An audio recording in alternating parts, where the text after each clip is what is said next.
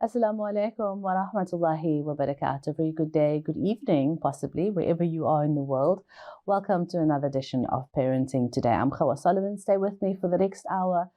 As inshallah, hopefully, we try our best to help you, guide you, assist you, circumvent parenting pitfalls when it comes to the terrific two stage, the terrific teenagers, but we're taking a series with adolescent and child psychiatrist based out in Auckland, New Zealand.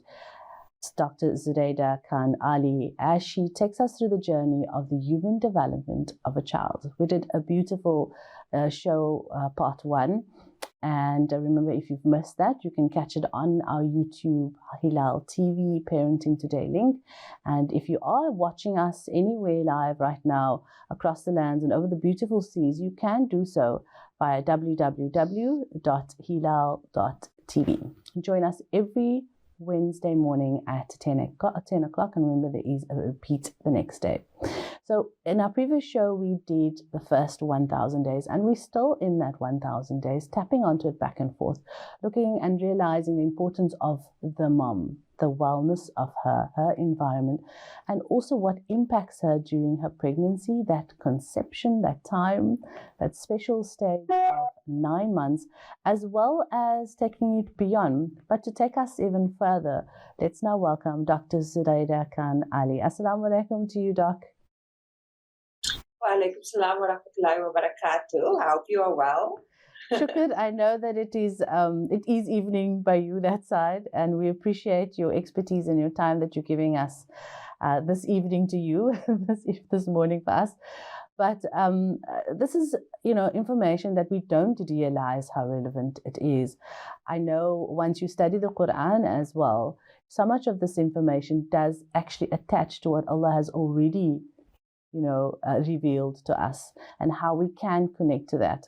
So understanding the first 1,000 days and recapping on that just a little bit of where we left off, Doc, to where we're going to look at today, inshallah.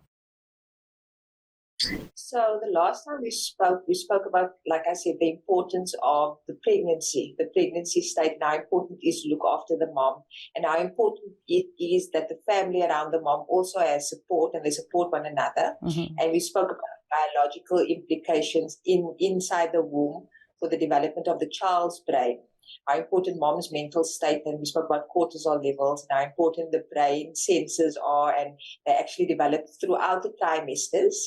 And then we also spoke about the different types of intelligence that develops, and we spoke about the difference between emotional and social intelligence in girls and boys. We ended off with that. And tonight I'd like to touch on the different types of intelligence and just explain a bit about how within the different types of intelligence, different things contribute. Obviously, the biological health of the mom and the baby contribute to all brain functions, and then we'll take it from there. But before you talk about the different types, why is it important for us to know that we have to differentiate between those types? I think that many people concentrate on intelligence as a cognitive intelligence, how you think, your memory, and how you sort of work out complex problems. So everybody concentrates on children being clever, and they look at IQ, the intelligence quotient. But you also have EQ, which is your emotional quotient, and SQ, which is your social quotient. And you have kids that are really intelligent with very high IQs that sometimes don't have the emotional development and the social development that they need to cope with life, because we are social, emotional beings. And if you are not aware of your own social or of your own emotional world, and you're not aware of how to socialize with others, it doesn't matter how intelligent you are, you will have issues with interaction and human relationships. And that impacts on your emotional well-being, your psychological well-being, and your physical well-being, because it's all interconnected. So, for example, kids with autism, very intelligent kids, high functioning, high IQ, with very poor social skills, they sometimes suffer greatly in development, and especially in adolescence when they are supposed to be interacting with their peers, when the peer becomes the important other person in your life, they get ostracized, they get left out because they don't have the social skills to interact. And this has a very big emotional impact on their self-esteem and their development. Because during adolescence, as we know, our identity develops, and we find out who we can be in the world. And when you're very clever and you're aware of all of these things, but you don't have the emotional and social skills to actually interact with others, it has a lasting impact on your anxiety levels, and on your depression levels, and on your emotional well-being.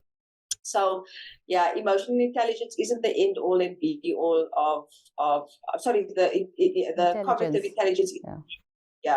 The intelligence. So the emotional ability and social ability is very important, especially with human beings. You find very high functioning execs still suffer in their personal lives, and even in the workplace. You get people who are very intelligent, but they just don't reach that higher level because they don't have the social skills to reach the management level, and they can't deal with people, and they can't, and it causes high levels of anxiety and high levels of depression.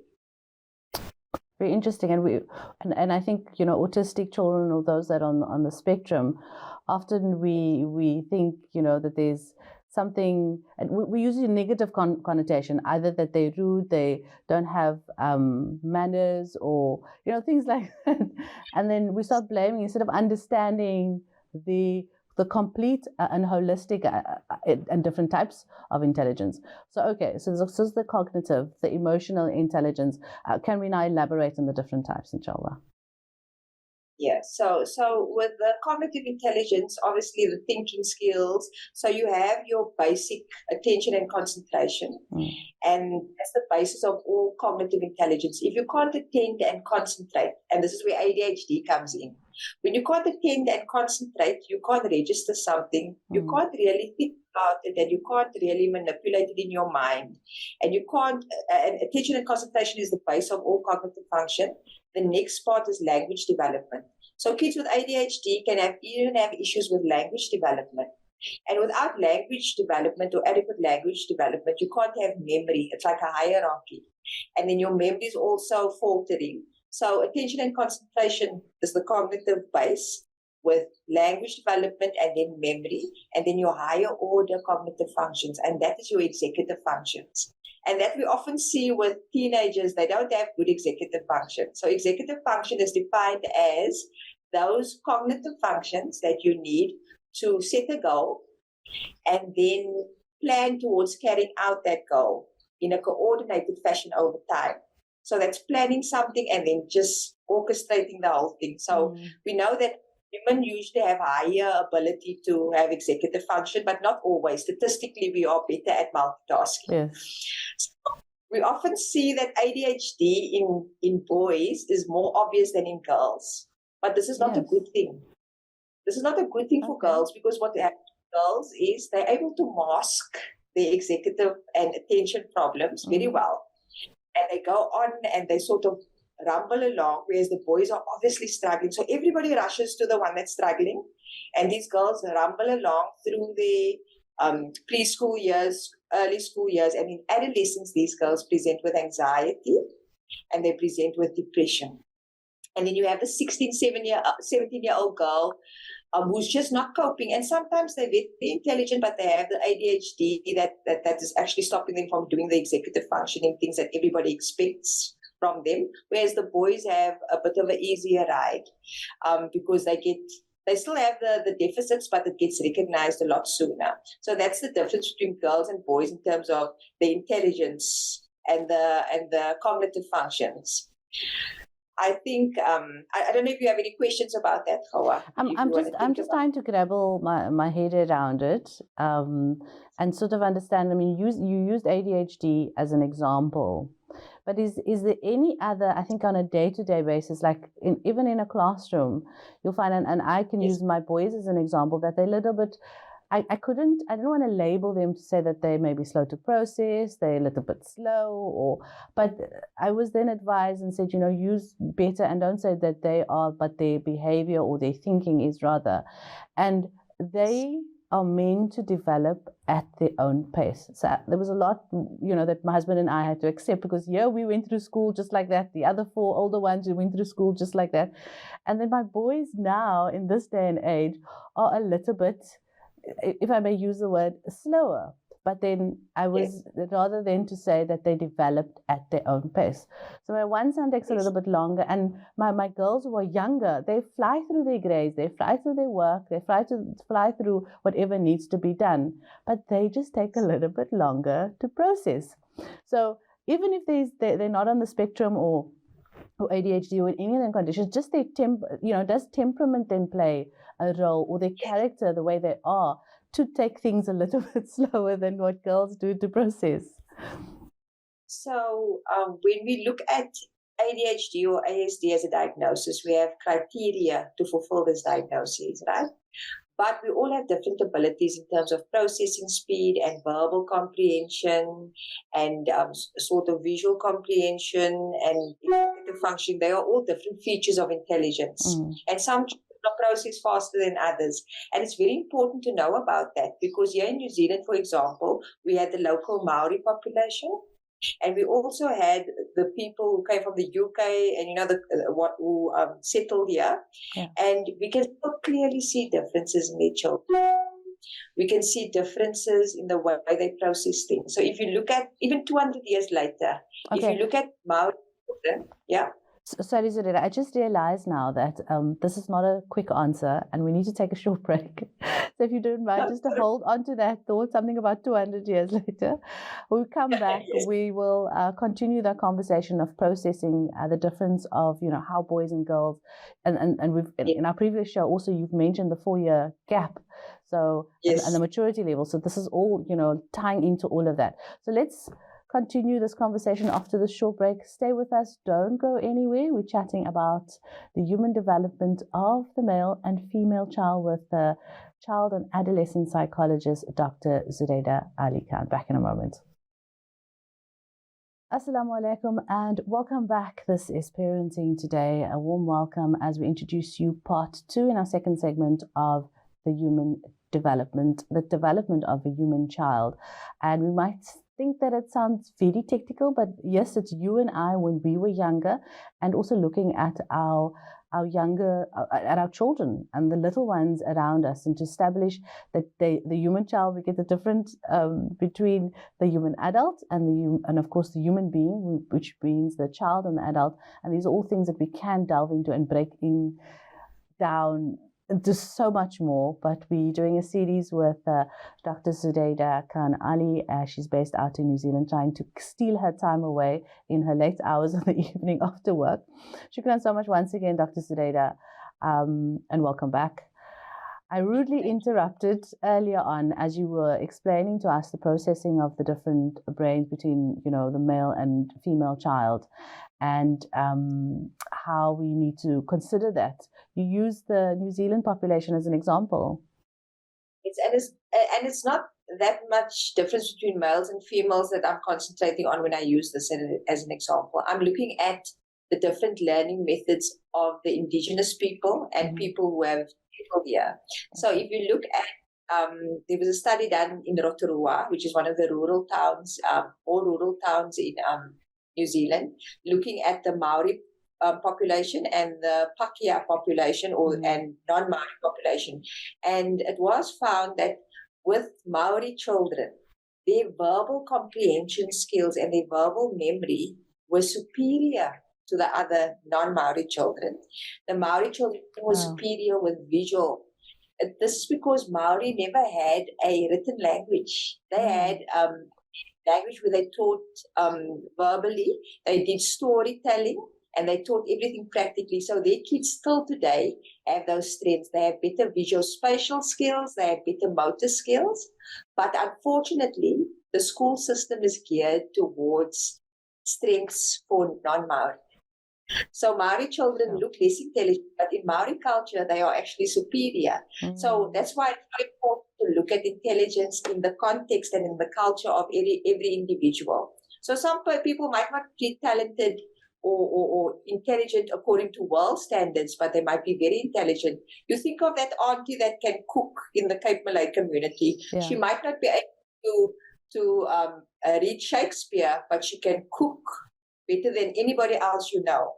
And, that is still intelligence. That's still a talent. Yeah, you ask her to send you the recipe, that she would say, nee, ek sal liewerste vir jou 'n voice note stuur. Ek kan nie nou skryf vir so lekker al die goed te sê.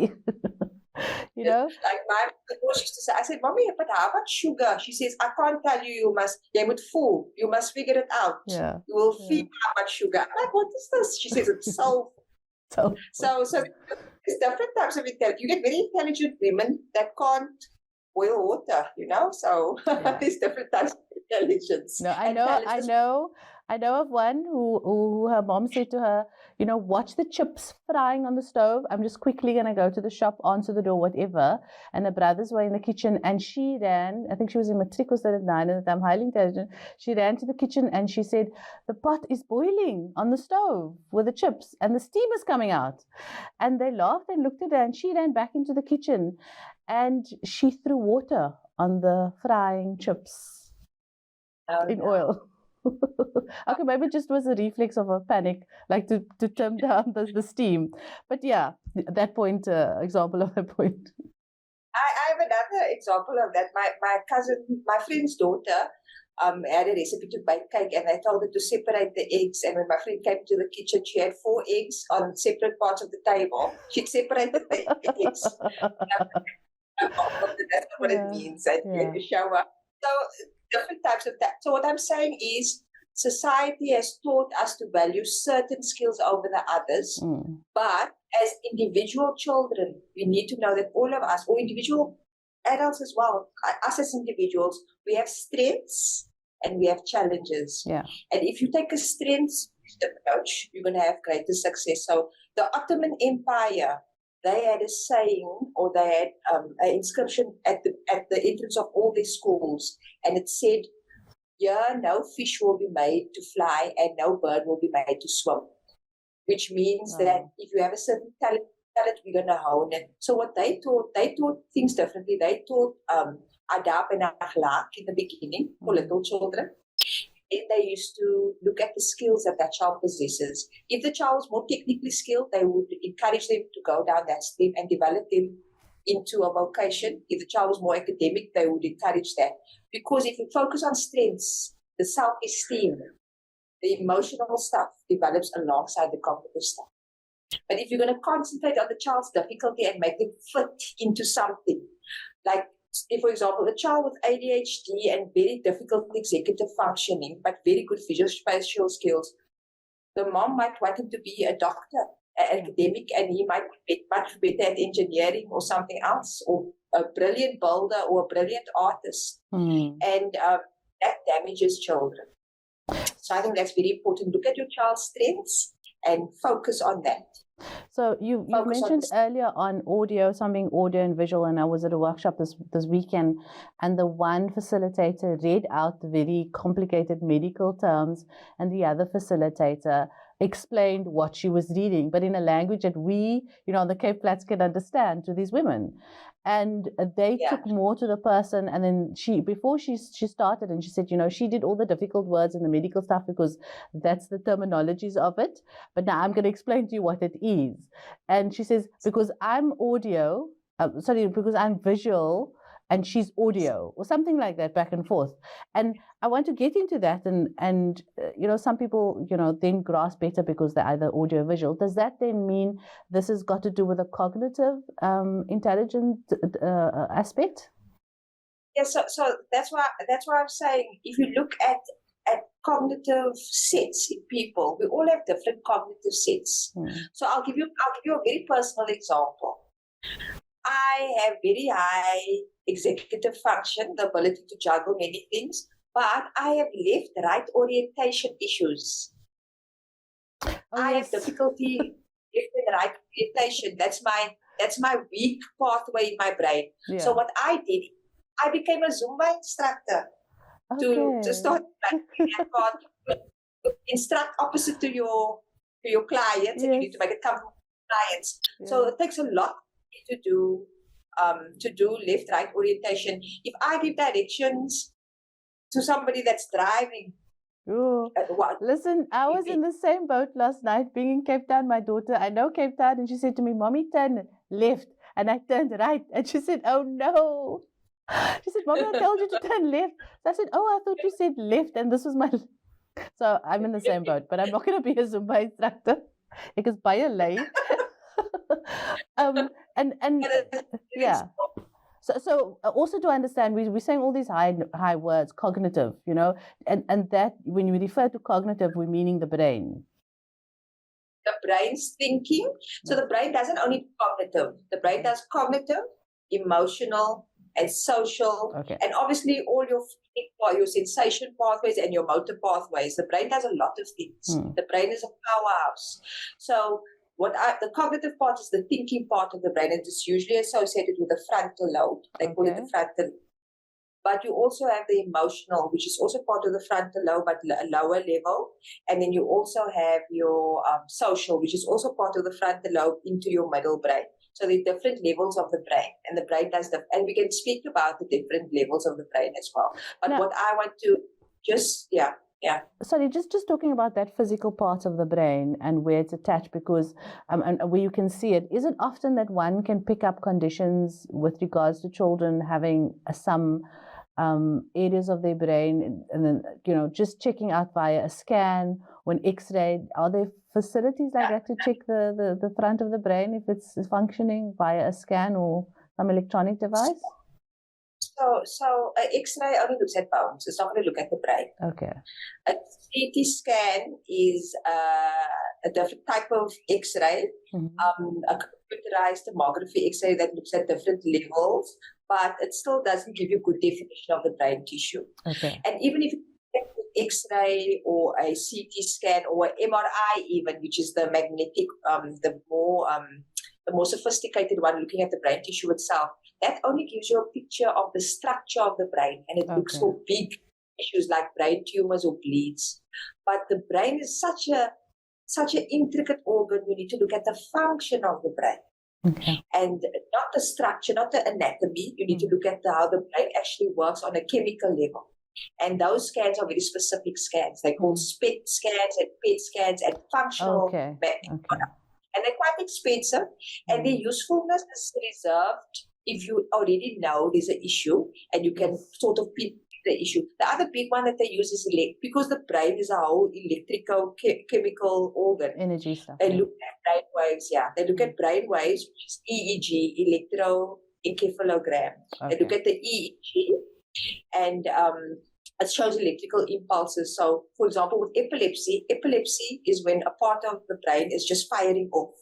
Every time we have a thought or we have moving our arms, it's a pathway, as a lot of neurons, nerve cells that fire off.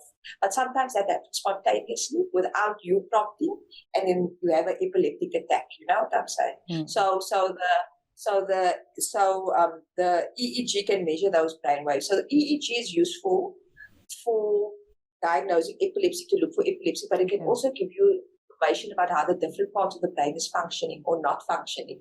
So there are scans, but you need to have a neurophysiologist, somebody who looks at brain function, or a neuropsychiatrist experienced in brain imaging to tell you whether what you're finding is relevant or not. Yeah, because the brain is...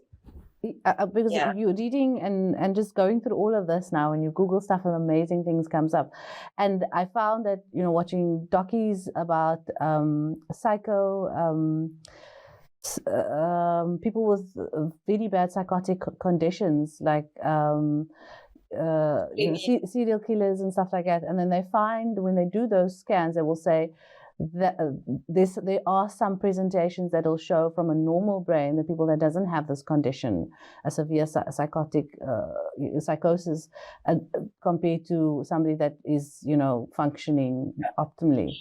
And then they will actually show this presents in the brain with these scans. So that psychosis is when you actually have you're experiencing things that aren't real. There's a loss of reality. You don't know is real and what is not. So your brain spontaneously just has hallucinations, which means that there's nothing there, but you're still seeing something there. You can't, there's nothing, no sound, but you're hearing something. Your brain is doing that spontaneously. That's psychosis. What you're talking about is psychopathy, which is psychopathy, a lack of empathy, a lack of remorse, no feeling for another human being. There are differences, right, obviously, because empathy is a pathway, as pathways in the brain. Sexual interaction is a pathway in the brain. Emotional response is a pathway. Attention is a pathway. Motor control is a pathway. It's all very intricate pathways in the brain. And as a psychiatrist, that's what we actually specialize in. We look at those pathways. So it's quite, and even very all interesting. Very interesting. Getting into this conversation, there's just, I just jumped into that question. It's probably a show on its own, but we need to understand that it possibly starts from a young age. And doing a show recently on narcissism, very, very interesting as well, because it's a word, gaslighting, narcissism, all these new terminologies are thrown around so loosely, and we don't understand it. But alhamdulillah, let's just quickly take a break, Zureida. When we come back, we're going to continue the conversation on the different types of intelligence and how differently, once again, girls and boys process. But do stay with us as this conversation continues, the human development of the girl and boy child, with Dr. Zureida. More just after this. Stay with us. Welcome back. A very good day and good evening to you if you happen to find yourself in New Zealand, Auckland, which is exactly where our guest is. Assalamu alaikum. I'm Gouwah Soloman. Continuing our chat about, and it's really is a chat that goes into so many different avenues, but we want to conclude the whole idea of processing and high functioning, but not knowing your left and the right, which is what Dr. Zureida explained to us. She has also by slummy, right? Islam is in a different context, but it's when we say high functioning, doesn't mean that you this extreme intelligence, and people think, oh, ek is Islami, I'm not clever, I can't do this. But it's just categorizing different things and saying it in the terminology which is understood. Now, Dr. Zureida, there's so much more that we can go into, and I know I jumped into the whole scanning and the PET scanning and the neuro electrical that does waves that does present when you are having some sort of a diagnosis, and you need to just check it out when they, like you've explained, the neuro individuals, specialist neurologists and stuff. But we come across all these things, so it's just so interesting to find out exactly that the proofs and the science behind it. And saying that a child is disobedient or they don't have manners, or adapi, is understanding so much more. But that's old thinking. Today, we have this information. We have individuals like yourself, many within our community that we can latch on. And an organization like the Parent Center also does some brilliant work here in the Western Cape, talking to parents about this. And we started out with the first 1,000 days, and this is actually what we need to be equipped with when we are within the 1,000 days of our child's development. So continue the visual, audio, the processing. What could we take from out of that in conclusion, with understanding between the difference in the boy child and the thinking, the cognitive actual intelligence and development? So I don't think there's a difference in cognitive ability between girls and boys, but there's definitely some more executive functioning superiority statistically. So that means the higher organizational skills usually lies more with the females. We'll see that. But what I want to say, what the take-home message is, it doesn't matter what your child presents with. They will have strengths. They might have strengths with the emotional intelligence or the social intelligence. Develop that, and develop, if they're cognitively very strong, develop that. If they have cognitive difficulties and they want to do something where that will be a challenge, assist them with those challenges and develop those skills that they need to develop. So it's a individual approach to every child to make sure that they have the best chance of having a positive outcome and a good self-esteem. That would be my message to the parents. And because we all concentrate on building the perfect human being. And I think it all starts with expectation.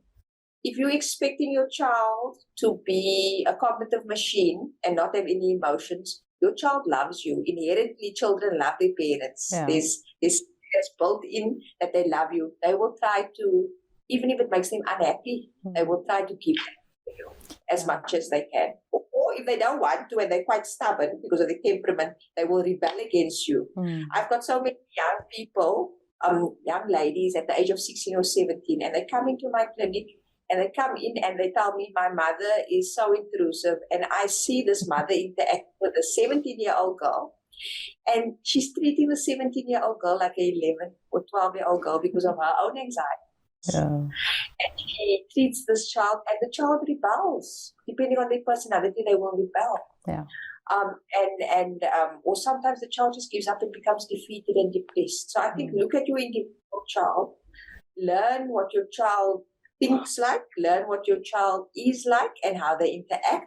And you need the same set of rules for all your children, but your approach to each of your children needs to be individualized. Okay. And that's for teachers as well, for educators as well. If you have that one child in your class that really is struggling, you can make such a difference in that child's life if you just have the right approach and an individual approach for that child.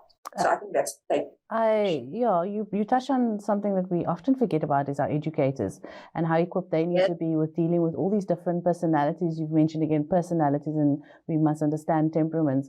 Does that then play a role in the child's development, because we send them to school as young as sometimes 2-3 years old, where they are trying to develop and find themselves? What role does that teacher, educator, caregiver play in a role outside of the family that are involved?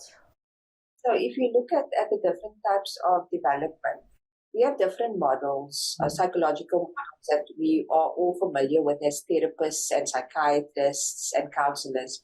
So for cognitive development, they look at somebody called Jean Piaget. They look at his model, and he says that we learn first by touching and tasting and feeling everything, motor sensory, and then we learn by looking at what's happening.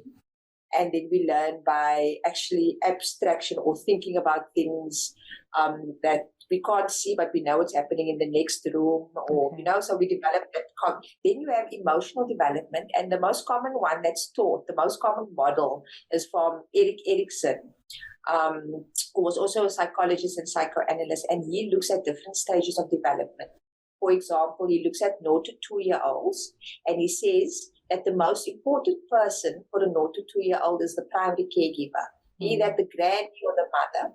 And the virtue that the child needs to learn from that relationship is whether they can trust the world or not. Okay. So if that is a very good relationship, the child learns to trust in the first 2 years of life already. And we often see that children who later present with depression, they had issues in those first 2 years already of trusting people. And this is where the concept of attachment comes in. And that's a very big part that we can discuss separately. Okay. But I think it's important. So attachment is that deep emotional bond that you form with another human being. And in the first 2 years, that's usually your primary caregiver. Usually it's the mom.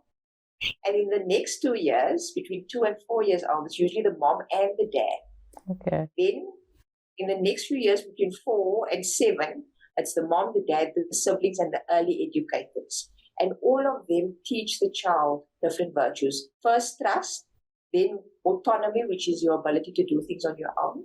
So the child either learns trust versus mistrust in the first 2 years. And in the second 2 years, they either learn autonomy, I can be myself and my decisions are valid, or shame and doubt. And that's where toilet training is so important.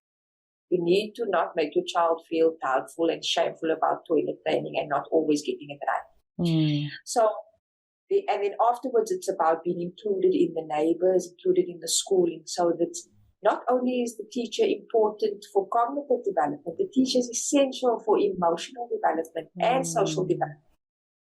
They can make or break a child, really. You get teachers who don't have their own, who are very intelligent, who don't have good social, emotional skills themselves, that can actually damage children.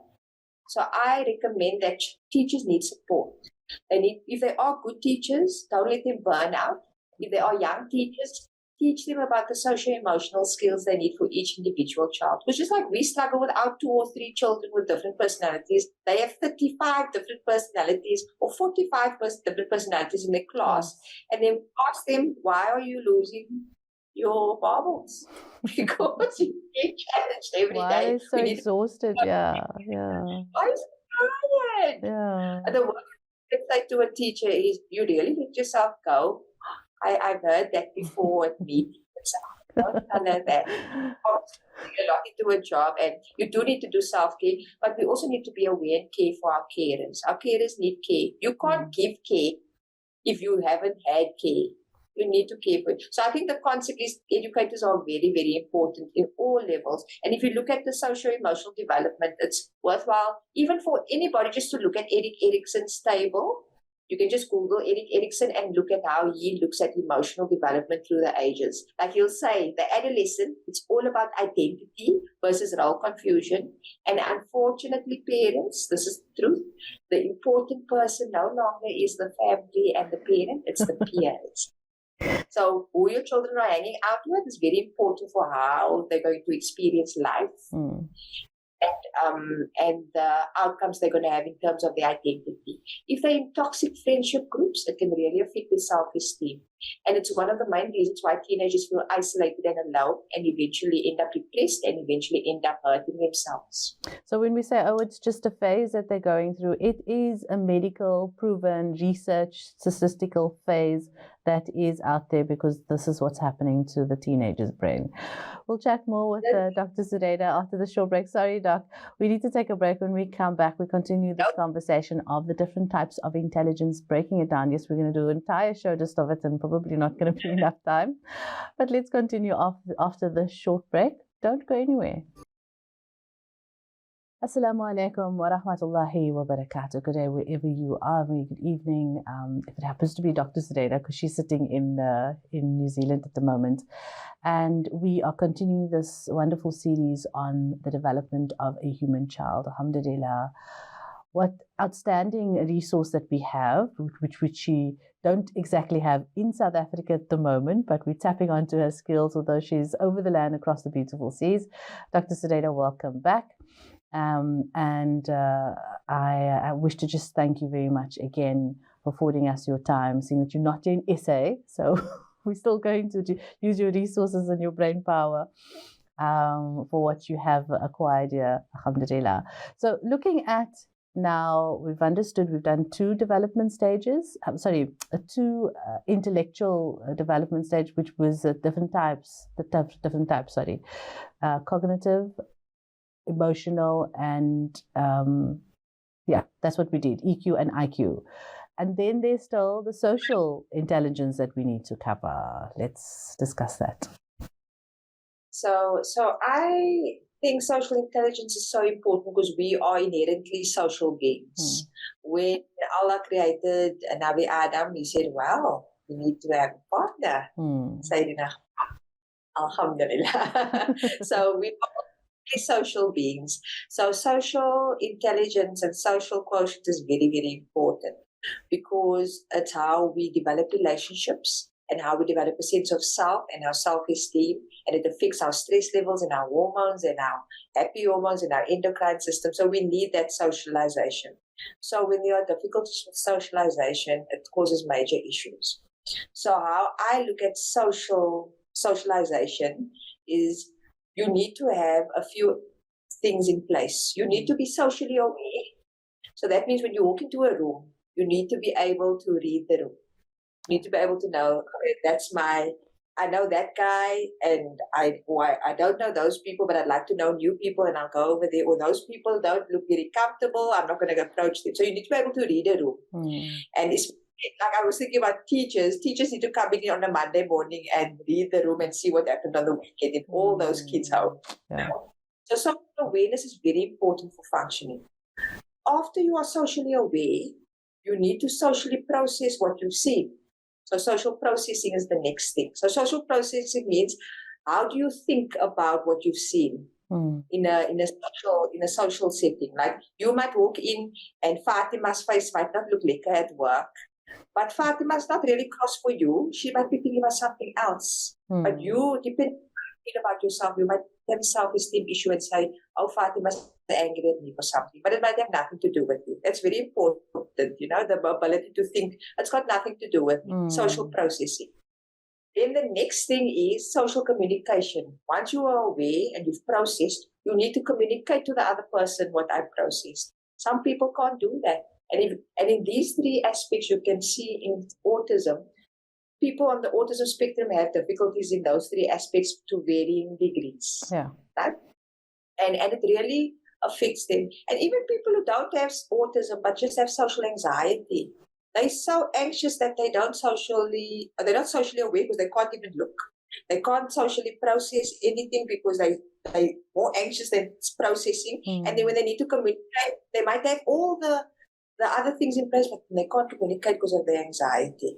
So it's not just autism, anxiety as well. Yes, go ahead. And the word socialize come in as well. Then being able to socialize plays a role. Yes. Some people can socialize, and people have different levels of socialization. It's called a social battery. Some people have a large social battery, and some people have a small social battery. Some people like one-on-one. Some people like a lot of people. Some people get energized by socializing. Some people get energized by resting away from social. And it's all individual again. And you need to build your life around what your social skills look like. And you can also develop social skills. But for a young person, the social skills or the development of social frameworks start very early, like you said, when a child looks at their mother's face. That's very important. That's why postnatal depression is so important to recognize. Because when a mom is depressed and they're not playing with their child, it actually affects the early social developmental pathways. And it affects the child's emotional world and how they respond. So there's something that you can actually Google called the still face experiment. I hate it. So it's this mom has a very good attachment with her child, and she's playing with the child. And then she looks away, and then she looks back, and the child is still playing, and the mom makes the face very still. And then the child is trying to get the mom to engage in all the little things that the child knows, all the social prompts the child tries to engage. And mom still has a still face. And eventually the child becomes so emotionally distressed, the child starts crying. I don't like that video, but this is just to give an example how a still face of a caregiver affects the child's development and anxiety levels from a young age. It's a little baby, it's a toddler that they do the experiment with. I think it's very cruel. I don't know how they got ethical approval for that. But it's just, so that's where it actually starts. And and social model is very important. So if you say, people say, don't do what I do what I say, that doesn't work. Children are going to do what you do. If you are rude to your spouse, your children are going to pick up on those, but they're not going to do what you tell them. They're going to behave as you behave, because that's social modeling. So this is my message to parents. If you have a mom that's had a baby, support her to be as interactive with baby as possible. Not just feeding, but social development. FaceTime with the baby, playing with the baby, and responding to the baby, and being in sync with the baby. When baby gives a cue, mom needs to respond appropriately. And you always ask me about temperament. Babies have different temperaments. So you can have a baby with a very difficult temperament, but if mom is responsive correctly to their cues, then that can develop in a very good relationship and a very good self-esteem and emotional world for that child. You can have a very easy baby if they're neglected or they are maltreated, they can have a different outcome. So it's about temperament and environment. And that's with emotional world and social development. So looking at the connection of a mom and baby during the very early stages, when she's busy latching the baby, and when she has that first eye contact, or that eye contact that the baby has, how important is it for the emotionally intelligent, and I think it maybe affects all three, but for boys specifically, if I may ask, often they do lack some of emotionally intelligent. And I heard through a course I did in psychology of birth that connection of the mother, even if she's not able to breastfeed, but just sitting with that child and giving the bottle with her against him and having that eye contact, it develops an emotional intelligence to be a little bit higher, to grow better. Could you expand on that? There's actually a physiological response in the brain. It's called, the hormone is called oxytocin. Okay. It's the attachment hormone.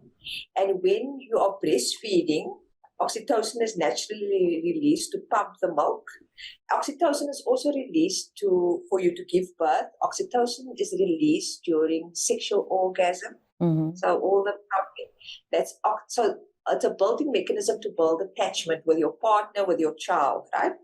But oxytocin is released by doing things like skin contact, even if you're bottle feeding your baby, eye contact, cooing, responsiveness, they will all release oxytocin and promote attachment. So attachment is not just, it's actually a biological bond and a psychological bond. So the oxytocin gets released in both mommy and baby's brain. And the other big aspect is with kangaroo babies. Babies are born premature. The number one thing that saves them is that skin contact with the mother. That skin contact is really important. So people feel that children just need to be fed. They need much more nourishment than that. And it's actually it's a nourishment that creates an internal endocrine, hormonal world inside the baby that promotes them just to feel good and be able to soothe themselves eventually, and just with that initial building blocks with oxytocin via the skin contact and the emotional contact and the facial expressions. So it's how beautifully our Lord, our Rabb has made us. It's something that's unexplainable, inconceivable, that no other being or of existence that can even try and do. So how can we not give over to the favors of our Lord? Ya Allah. That just brings up for me, I think it's Surah Rahman, Ya Allah. So I know so much more has to be said, Dr. Zureida, but we have to wrap up. And I think in our next show, what we will do is, because we didn't cover attachments, and that's where you kind of led us to now in this last few words. If we can pick up there on attachments, inshallah, in our next show, and then maybe add on to the temperament. And I know we're still dealing within the first 1,000 days. It will take us up to maybe 2 years old, when the little one is 2 years old, at toddler stage, and still dealing with the terrific 2 stage as well. All of that, but just to encompass the intelligence, Dr. Zureida, what are your words you could leave us with now? So intelligence is determined by what we expect and the outcomes that we expect. Look at your individual child and look at the strengths that they possess and develop those strengths. If they want to go or veer into a field that is not within their strengths, give them the necessary support to develop skills. But don't persecute the child for not being able to do something.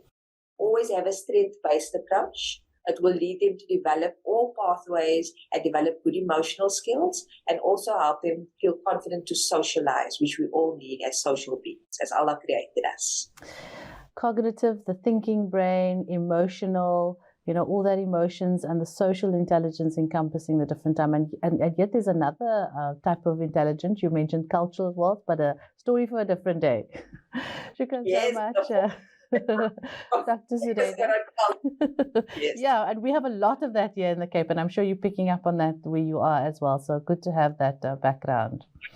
Cultures, beautiful cultures. Alhamdulillah, shukr, and how we need to embrace it and accept everybody. Jazakallah khair for your time, Dr. Zureida. I hope you have a good sleep. Now you can go off to bed, take up das, say your shahada, and go to.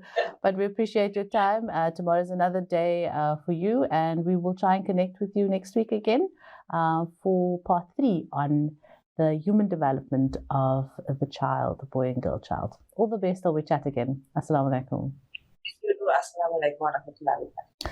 There we have it, Dr. Zureida Khan Allie, based out in Auckland, New Zealand, and she is originally here from Cape Town, as you can hear, offering her skills there, but great information to tap on. And don't forget to follow our series on the development of a human child, the boy and the girl child, and follow us as well on our various social pages. Do interact with us if you have any comments, questions, and queries with regards to the show. Any parenting tips that you have, please do send it to us. We love hearing from you as well. But for now, for myself, Gouwah Soloman, Assalamu alaikum and goodbye.